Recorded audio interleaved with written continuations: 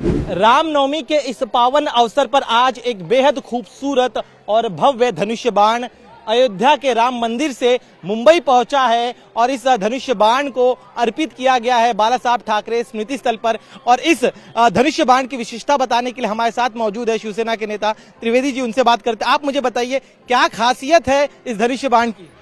इसकी खासियत आप ये कह सकते हैं कि ये प्रभु रामचंद्र जी की मूर्ति को स्पर्शित किया हुआ और अभिमंत्रित किया हुआ, मंत्रों से अभिमंत्रित किया हुआ ये धनुष्य बाण है, जो कि राहुल शेवाली जी को, सांसद राहुल शेवाली जी को देवस्थान की ओर से दिया गया।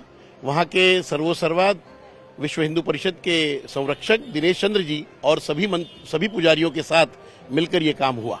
प्रभु राम को जब भी हम मूर्ति देखते हैं तब उनके कंधे पर इस तरह से एक धनुष बाण दिखाई देता है और आपकी पार्टी का चुनाव चिन्ह भी ये धनुष बाण है। तो ऐसे में क्या संकल्पना थी कि इस तरह से रामनवमी के दिन प्रभु राम की मंदिर से इस धनुष बाण को लाया जाए? ये हमारे चिंतन में भी ये विषय नहीं था। जब हम वहां पहुंचे तो ये हुआ, ये चांदी का बना हुआ, ये 5 फुट का लंबा ऐसा ये बहुत ही बढ़िया धनुष बाण है जो कि हमें दिया गया।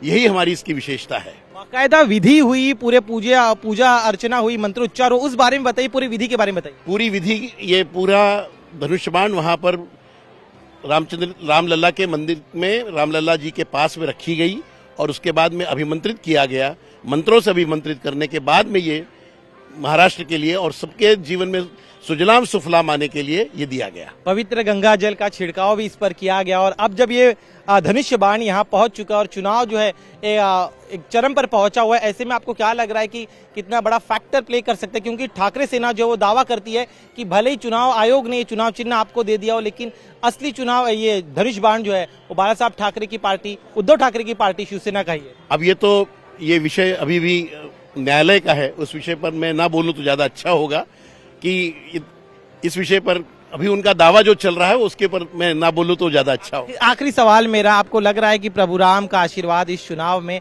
आपकी पार्टी को इस धनुष्य बाण के रूप में मिलेगा?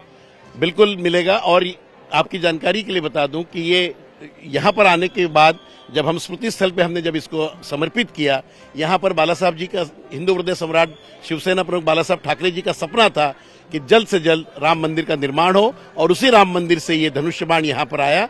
आज हम उनकी स्मृति में यहाँ रखते हुए हमें बेहद आनंद है।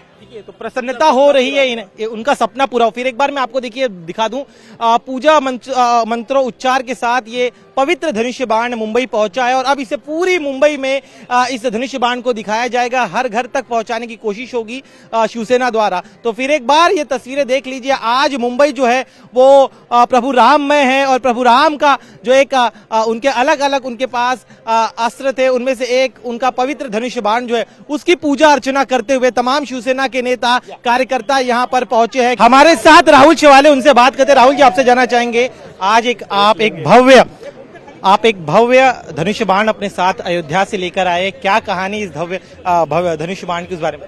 आज मैं खुद को भाग्यशाली समझता हूँ। रामनवमी के पूर्व संध्या के अवसर पर मुझे वहाँ पे महंतों ने श्री राम जी का धनुष्य बाण भेंट स्वरूप में दिया है। एक आशीर्वाद मुझे मिला है और ये मैं शिवसेना प्रमुख बाला साहब ठाकरे जी को समर्पित करता हूँ, क्योंकि शिवसेना प्रमुख बाला साहब ठाकरे जी का सपना था अयोध्या में भव्य राम मंदिर का निर्माण होना।